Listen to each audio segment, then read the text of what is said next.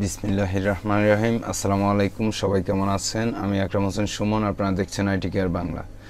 আর স্ক্রিনে যেটি দেখতে পাচ্ছেন এটি হচ্ছে শিং মাছের রেণুপোনা, যেটি আমি নিজে হ্যাচিং করিয়েছি, অর্থাৎ শিং মাছ কিনে ইঞ্জেকশনের মাধ্যমে বাচ্চা ফুটিয়েছি। তো পুরো ভিডিও দেখতে থাকুন, আশা করি অনেক ইনফরমেশন পাবেন।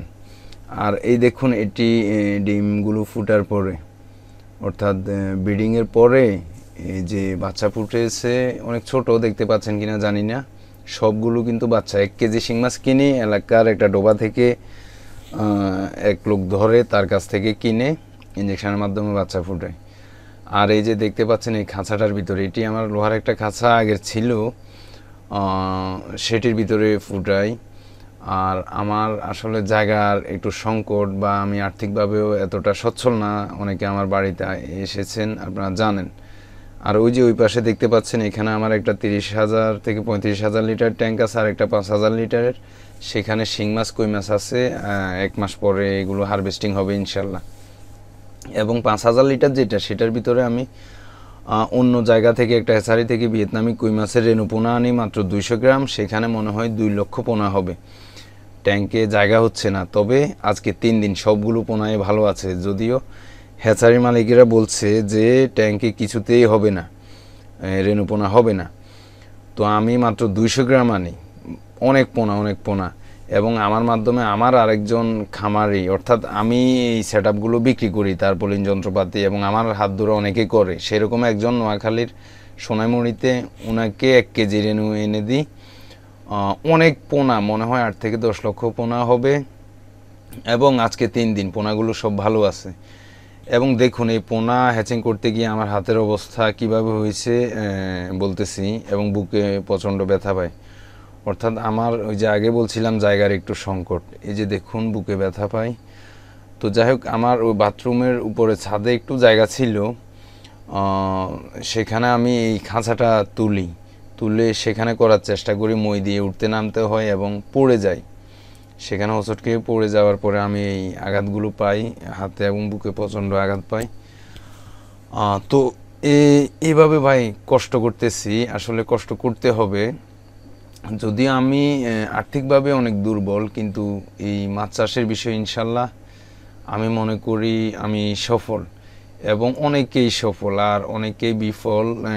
কারণ তারা 2-4টা ট্যাঙ্ক করে এখানে এত ভালোবাসা থাকে না ট্যাঙ্কের প্রতি, যে অনেক স্লার জমে আছে, অনেকগুলো খাবার দিয়ে ফেলতেছে, অর্থাৎ তারা নিয়মের ভিতরে থাকে না, কিন্তু পরে দোষ দেয় বায়োফ্লকের আর বদনাম করে যারা ইউটিউবে কাজ করে তাদের, যেমন আমাদের।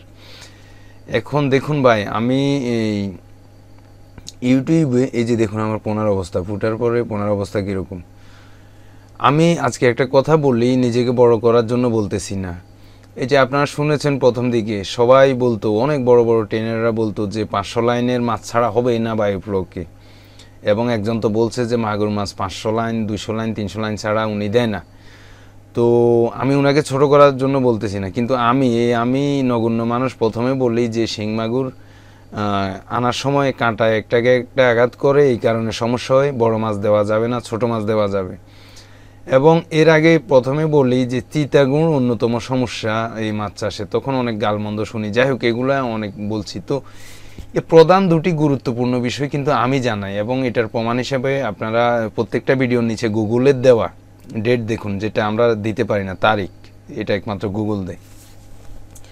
তো এই গুরুত্বপূর্ণ বিষয়গুলো জানানোর পরেও দেখা গেছে যে কিছুদিন পরে শুনি যারা ট্রেনিং দেয় তারা আমাদের কথাগুলো বলে। আমি কাউকে খাটো করার জন্য বলতেছি না, যেটা রিয়েলিটি সত্য সেটি বলতেছি। বায়োফ্লক এত কঠিন কিছু না। এখন আপনারা হয়তো পারেন না, কারণ আপনাদের আগ্রহ নাই। আমি তো আমার ট্যাঙ্ক থেকে রাত্রে 3টা বাজেও যেতে মন চায় না, এবং তখনও আমি 4টা খাবার দিই, আমার ভালো লাগে।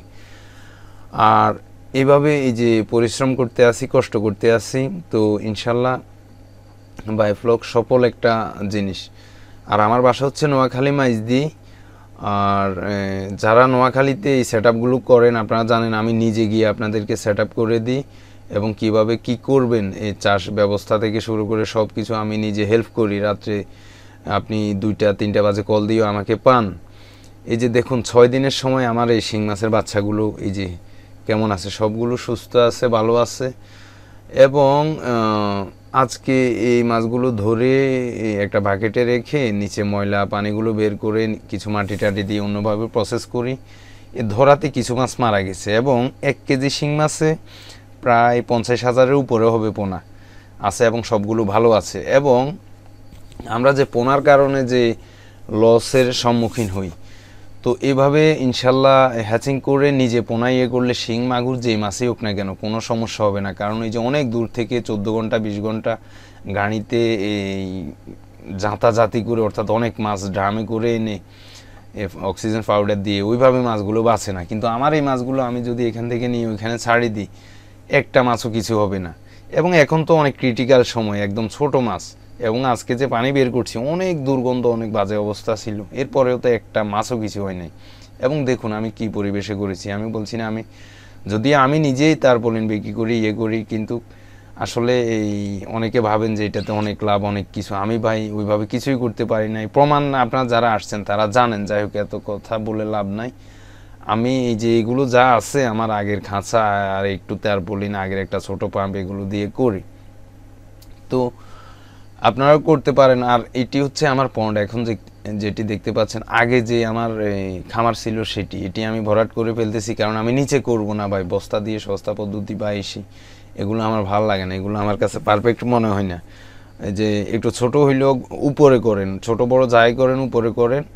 আর শিং মাগুর বা এই ধরনের মাছ হলে আপনার চারকোনা হলেও সমস্যা হবে না। তবে যদি আপনি অন্য অন্য আইটেমের মাছও করেন তাহলে চেষ্টা করবেন গোলাকার করার জন্য, কিন্তু শিং মাগুরের সমস্যা হবে না।